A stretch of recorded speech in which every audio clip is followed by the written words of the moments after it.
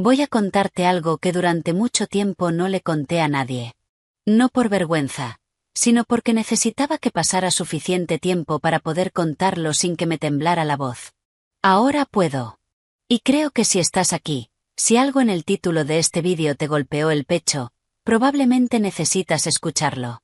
Me llamo Valentina. Tengo 42 años. Y durante 14 años di todo lo que tenía, todo lo que era, a una empresa que en un martes de octubre decidió que ya no me necesitaba. Así empieza esto. Con un martes. Ese día llegué a la planta como cualquier otro.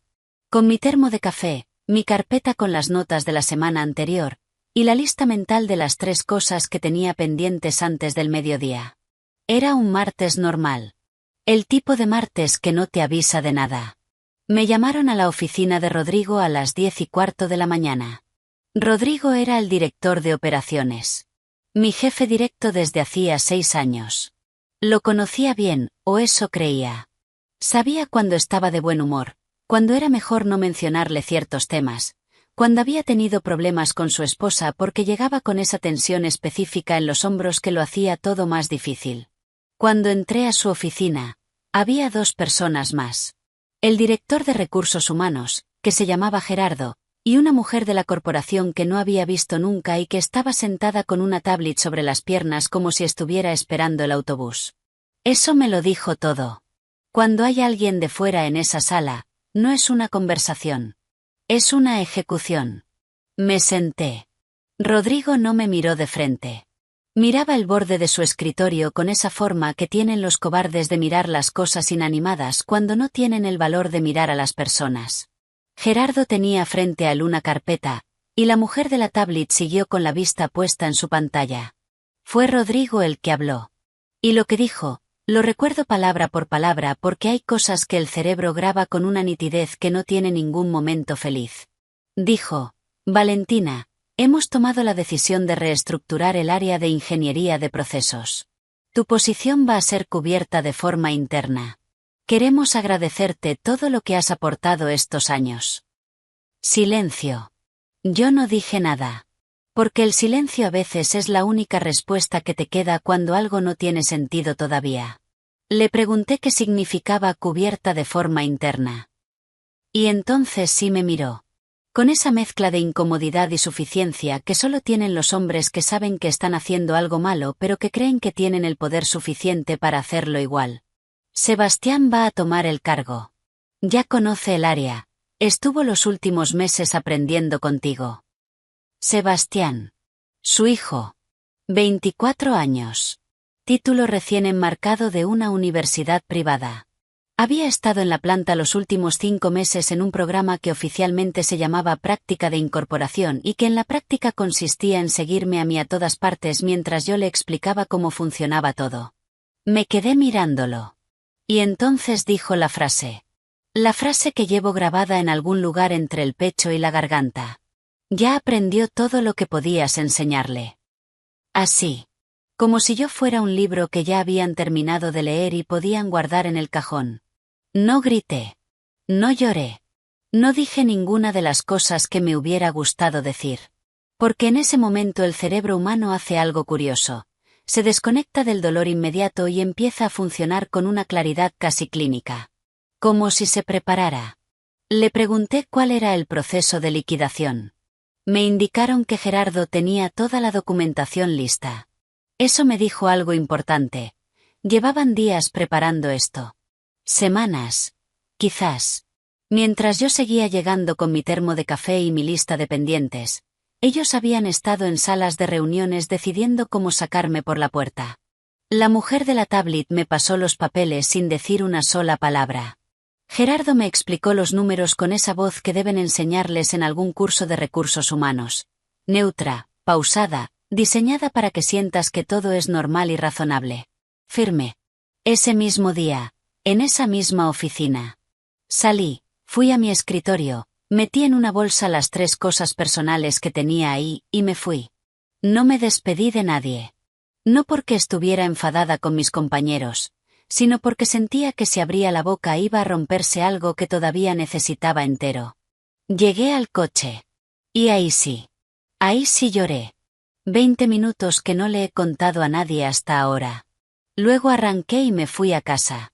Esa noche, antes de dormir, bloqueé el número de Rodrigo, el de Gerardo, el de la empresa y el de todas las personas de esa planta que tenía guardadas en el teléfono con algún cargo corporativo. No fue un gesto de rabia. Fue un gesto de claridad. Había cerrado una puerta. No iba a dejar que siguiera entreabierta.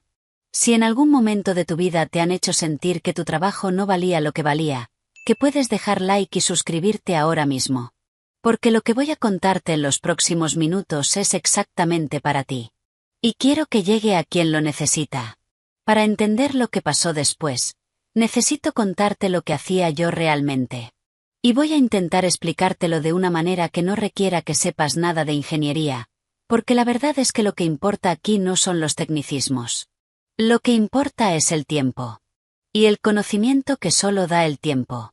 Cuando entré a esa empresa tenía 28 años y un título de ingeniería que todavía olía a nuevo. La planta fabricaba componentes para maquinaria industrial. No te voy a decir más porque tampoco importa. Lo que importa es que cuando llegué, la línea de producción tenía problemas crónicos que nadie había podido resolver del todo. Pequeñas interrupciones que se acumulaban. Pérdidas de tiempo que en papel parecían menores pero que al final del mes sumaban días enteros de producción perdida. Me asignaron al área de procesos como técnica junior. Y empecé a observar. Eso es lo que hago cuando no entiendo algo. Observo. Me siento, miro, tomo notas, pregunto. Y luego vuelvo a observar. Hay personas que aprenden leyendo. Yo aprendo mirando cómo las cosas fallan. Durante los primeros 3 años, propuse ajustes pequeños. Cosas concretas. Cambiar el orden de 2 pasos en una línea. Ajustar la presión en un punto específico del proceso. Añadir un sensor en un lugar donde nadie lo había puesto antes. Cada cambio era pequeño. Pero los cambios pequeños que están bien puestos se acumulan igual que los errores. Al 5.º año, me ascendieron a ingeniera de procesos senior. Y me dieron algo que iba a cambiar todo. Acceso completo al sistema de automatización. Ese sistema era el cerebro de la planta. Todo lo que pasaba en la línea de producción pasaba a través de ese sistema. Las temperaturas, las velocidades, los tiempos, las alarmas, las secuencias. Era complejo. Era antiguo en algunas partes y moderno en otras porque había crecido durante años añadiendo capas encima de capas. Como una casa a la que van poniendo habitaciones sin hacer planos nuevos. El problema con ese tipo de sistemas es que, con el tiempo, nadie entiende del todo cómo funcionan. Porque quien lo diseñó originalmente ya no está. Porque los manuales no recogen las modificaciones que se fueron haciendo sobre la marcha. Porque hay decisiones tomadas en 2009 que afectan a lo que pasa en 2023. Y el hilo que conecta esas dos cosas solo existe en la cabeza de quien estuvo presente en ambos momentos. Yo fui construyendo ese sistema durante 9 años. Rediseñé partes enteras. Documenté lo que pude, pero hay cosas que no se pueden documentar del todo porque son intuición, son experiencia acumulada, son saber que cuando la alarma número 4 suena 3 veces seguidas antes de las 2 de la tarde y la temperatura exterior está por encima de cierto valor. Hay exactamente una cosa que hacer y hay que hacerla en ese orden específico o el problema se multiplica. Ese conocimiento no se aprende en 5 meses siguiendo a alguien por los pasillos. No se aprende en una universidad en 4 años. No se aprende leyendo los documentos que yo misma redacté porque los documentos son el esqueleto, pero el cuerpo, la carne, la intuición de cómo se mueve ese sistema cuando está a punto de fallar, eso solo existe después de haberlo visto fallar. Y haberlo arreglado. Y haberlo visto fallar de otra manera. Y haberlo vuelto a arreglar. Había noches que me llamaban a las 3 de la madrugada porque algo en la línea no cuadraba. Había fines de semana que pasé en la planta porque se acercaba una entrega importante y yo sabía que si no estaba yo ahí para ajustar ciertos parámetros en tiempo real, el proceso se desestabilizaba. Había momentos en que fui la única persona en todo el edificio que entendía qué estaba pasando y por qué. Y eso tiene un peso que no aparece en ningún organigrama. Mis compañeros lo sabían. Incluso Rodrigo, en algún momento, lo supo. Recuerdo una conversación que tuvimos hace unos 3 años, donde me dijo literalmente que yo era la columna vertebral del área técnica. Me lo dijo con orgullo, como si ese reconocimiento fuera suficiente. Y en ese momento, para mí lo era. El error fue creer que el reconocimiento verbal protegía del olvido interesado. Sebastián, su hijo, era un chico sin maldad. Quiero dejarlo claro porque esto no va de él. Era inteligente, atento, tenía ganas de aprender. Pero tenía 24 años y 5 meses de práctica en un entorno que llevaba 14 años construyéndose. Nadie que lleve 5 meses en un lugar puede reemplazar a alguien que lleva 14 años.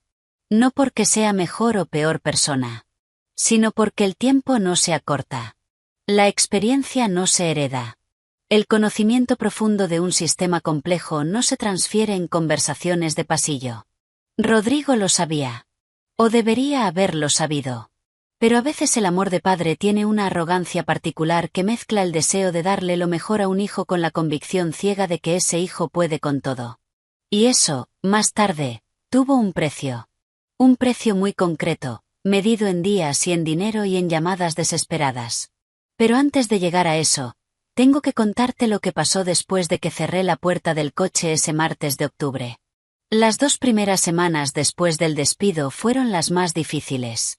No voy a romantizarlo ni a contártelo como si hubiera tenido todo claro desde el primer momento. No lo tenía. Había días en que me levantaba con esa sensación de que tenía que ir a algún sitio y luego recordaba que no había ningún sitio al que ir.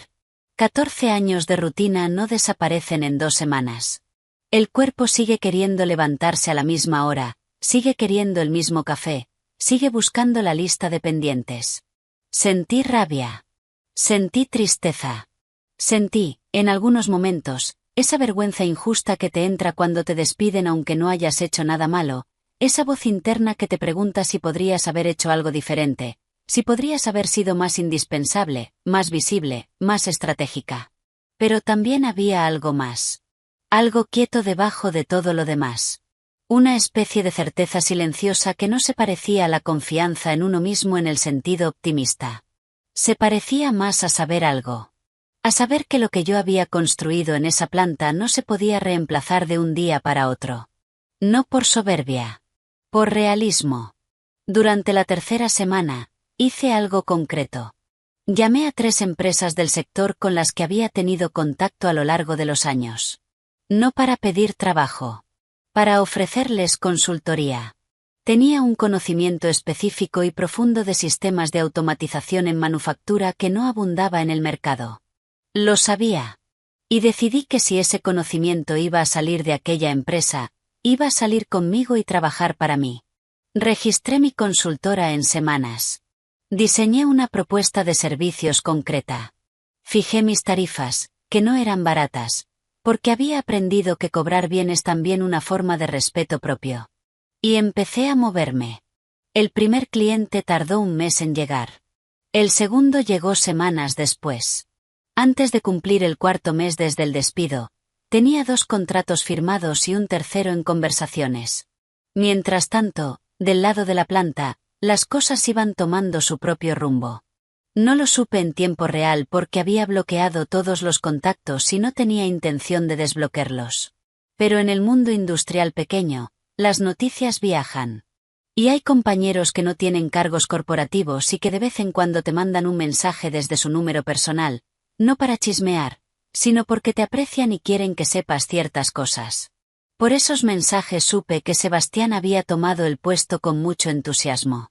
Que había hecho algunos cambios en el sistema en las primeras semanas, cambios que aparentemente tenían lógica sobre el papel pero que no consideraban ciertas variables que solo se conocen después de haber visto el sistema operar en distintas condiciones.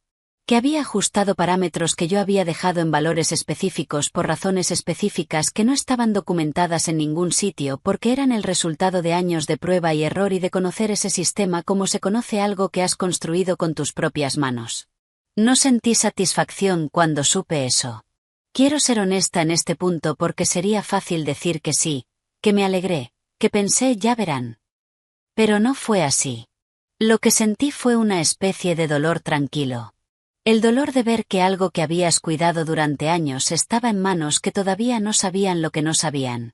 El error que Rodrigo cometió y que no tiene vuelta atrás no fue solo despedirme. Fue creer que el conocimiento era separable de la persona que lo había desarrollado. Fue confundir el acceso a la información con la capacidad de usarla. Fue asumir que 5 meses de práctica podían comprimir 14 años de experiencia. Ese es el error que no se puede deshacer. No porque sea irreversible en términos técnicos, sino porque sus consecuencias ya estaban en marcha desde el momento en que firmé mi liquidación y salí por esa puerta. El contador había empezado a correr. El fallo crítico ocurrió exactamente a los 3 meses y 18 días de mi despido. Me enteré por un mensaje de uno de mis excompañeros, un técnico de mantenimiento con el que había trabajado años y que me escribió desde su número personal a las 11 de la noche de un jueves. Solo me dijo: la línea principal se cayó. Nadie sabe qué pasó.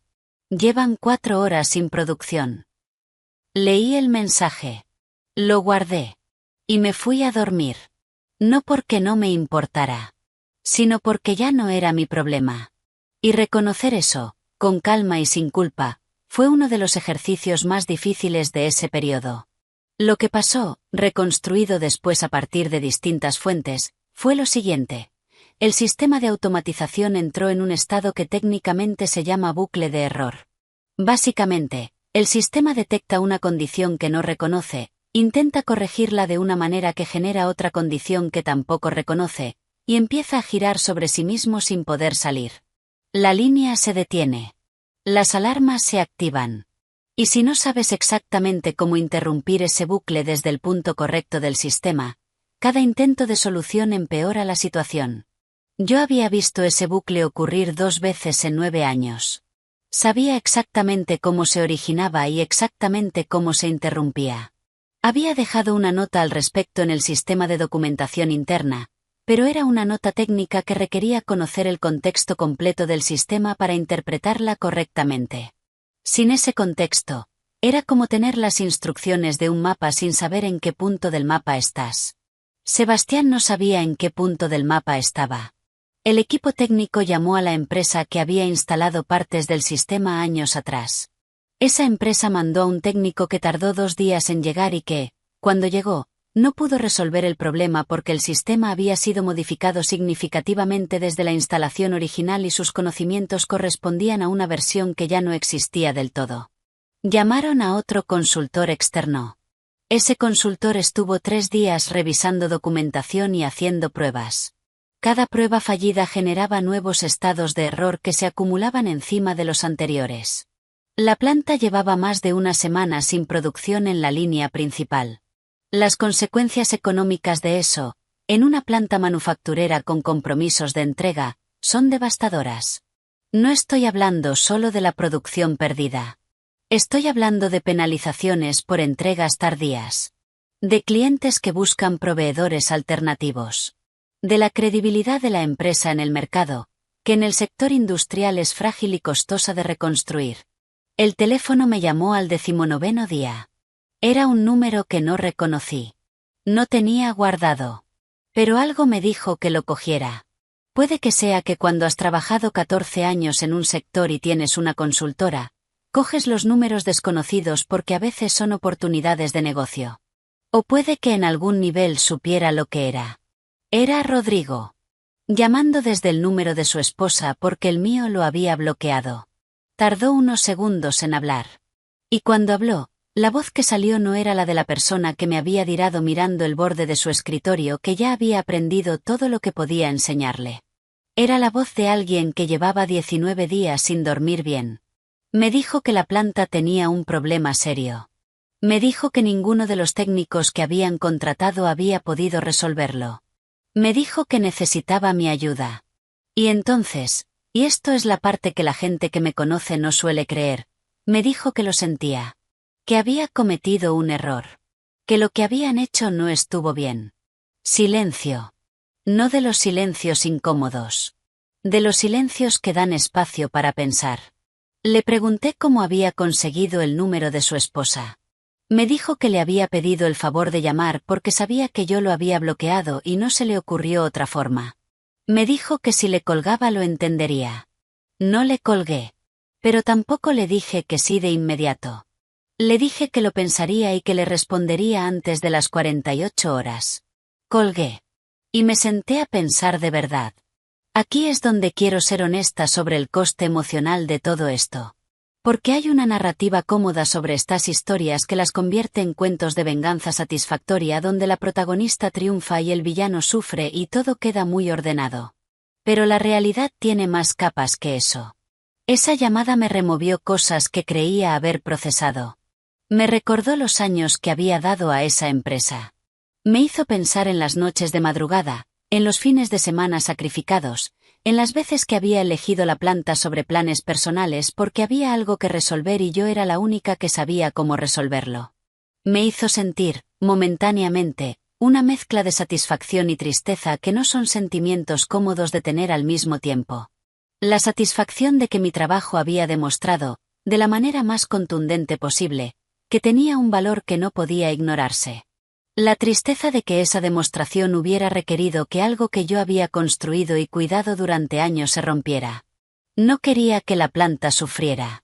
No quería que los trabajadores de esa línea, muchos de los cuales eran personas que apreciaba, pasaran 19 días con la incertidumbre de si sus puestos de trabajo estaban en riesgo. No quería que los clientes de la empresa fueran perjudicados. Y eso me importaba más que la satisfacción de decir que no. Pero también tenía una empresa. Tenía tarifas. Tenía un valor de mercado que yo misma había establecido. Y no iba a entrar por esa puerta de vuelta como si nada hubiera pasado. Llamé a Rodrigo 40 horas después. Le dije que podía ayudar. Le dije mis condiciones. Las condiciones eran claras. Trabajo como consultora externa, con contrato firmado y pago adelantado de la primera parte de mis honorarios antes de poner un pie en la planta. Tarifas de emergencia, que en el sector de consultoría técnica existen y son significativamente más altas que las tarifas ordinarias. Y una cláusula que dejaba por escrito que mi intervención era como profesional independiente, sin ningún tipo de vínculo laboral con la empresa. Hubo una pausa larga cuando escuchó los números. Luego dijo que sí. Llegué a la planta 4 días después. Con mi coche, mi carpeta y mi termo de café. Pero esta vez con un contrato en el bolsillo y sin la urgencia de demostrar nada a nadie. Lo que encontré ahí dentro me confirmó todo lo que había intuido. El sistema estaba en un estado de error complejo, con capas de intentos de solución fallidos encima del problema original. Era como intentar deshacer un nudo que alguien ha apretado más tratando de soltarlo. Pero lo conocía. Sabía dónde estaba el hilo del que había que tirar primero. Tardé 2 días y medio en resolverlo completamente. No porque fuera fácil, sino porque hay que hacerlo bien. Hay que tener paciencia. Hay que entender antes de actuar. Cuando la línea volvió a funcionar, los técnicos de turno aplaudieron. Literalmente. Eso no me lo esperaba y me cogió un poco desprevenida. Rodrigo me lo agradeció en persona. Fue una conversación corta. No intentó justificar lo que había hecho. Solo dijo que había entendido su error y que lo sentía. No sé si eso era suficiente. No sé si hay palabras que sean suficientes para compensar 14 años tratados como algo desechable. Pero lo dijo, y eso es más de lo que mucha gente en su posición hace. No volví a trabajar para esa empresa. El contrato de emergencia fue puntual y terminó cuando terminó. No hubo ninguna conversación sobre volver a casa. Porque aquella ya no era mi casa. Lo que pasó después de eso lo cuento rápido no porque sea poco importante, sino porque ya no es la historia del despido. Es la historia de lo que vino después. La consultora creció. No de forma espectacular ni inmediata, sino de la forma en que crecen las cosas que están bien construidas, despacio, con solidez, sin prisa. El caso de esa planta, que en el sector se supo aunque yo nunca lo conté públicamente, se convirtió en una especie de carta de presentación involuntaria. Varias empresas que habían oído la historia me contactaron. Algunas querían exactamente lo que yo ofrecía. Alguien que entendiera sistemas complejos de automatización con profundidad real, no solo con conocimiento teórico. Al año de haber firmado mi liquidación, mis ingresos como consultora superaban mi sueldo anterior. Al año y medio, lo habían duplicado. Pero eso, aunque me alegra contarlo, no es la parte que me parece más importante de esta historia. Lo más importante, lo que me llevo de todo esto, es algo que aprendí sobre el valor del trabajo propio. Y sobre cómo ese valor existe independientemente de que alguien lo reconozca o no.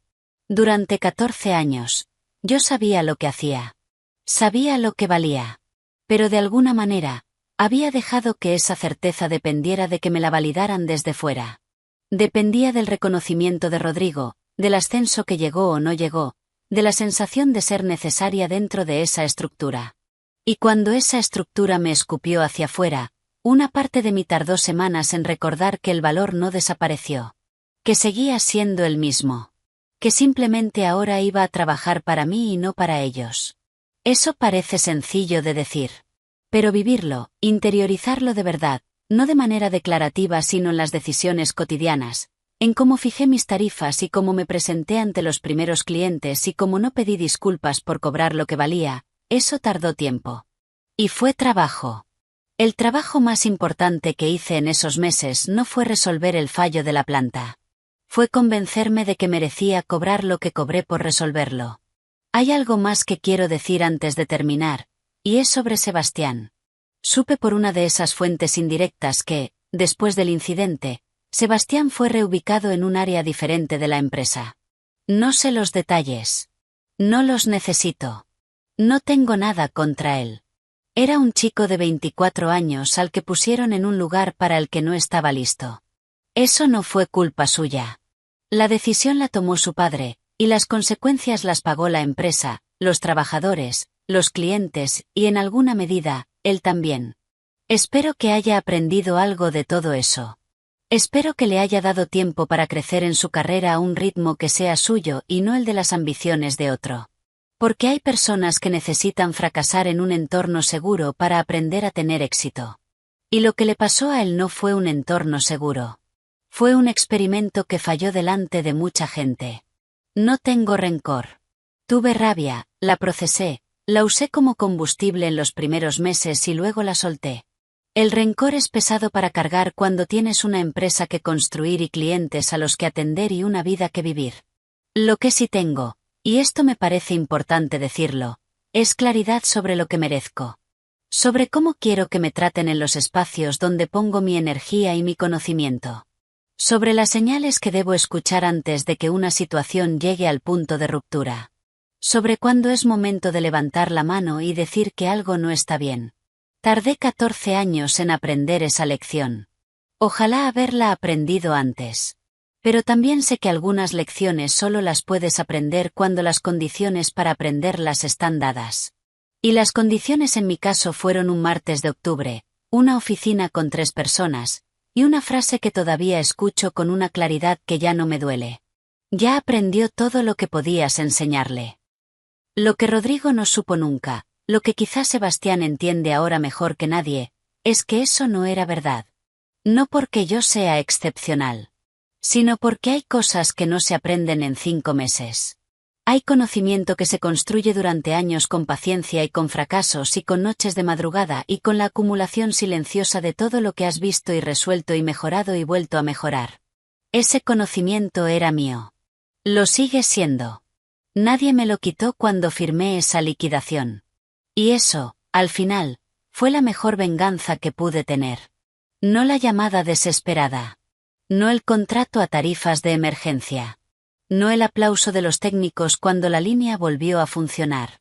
La mejor venganza fue salir de ahí con todo lo que había construido en mi cabeza, llevármelo conmigo, y usarlo para construir algo que era completamente mío.